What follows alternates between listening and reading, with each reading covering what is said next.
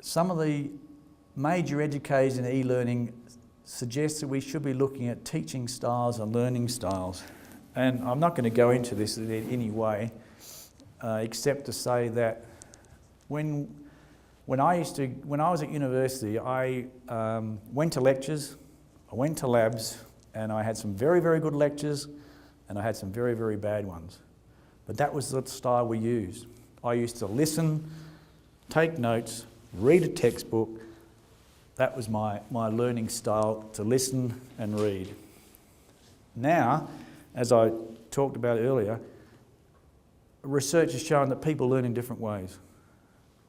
And those people back when I was a student, people who had difficulties probably were people who didn't listen very well and didn't read very well. But they were still very intelligent and were still capable of learning just as much as, say, I was, but their learning channel wasn't put in front of them, like a visual channel that I was talking about.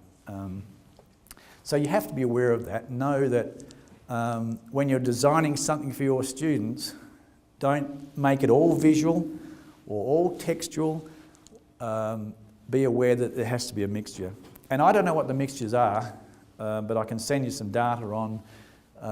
You can go to a website actually that you can get your students to do a 4-page questionnaire, and they will get emailed back what their learning style is.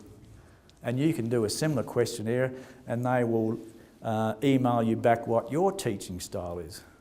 Now, whether it's important or not to you, I did it and I said, oh, okay.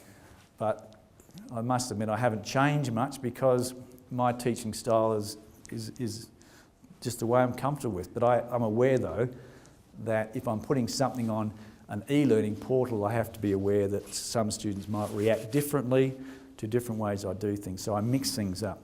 Assessment's the same thing, and I'll show this later on. One of the big problems when you go to e-learning portals is that you suddenly have to redesign assessments.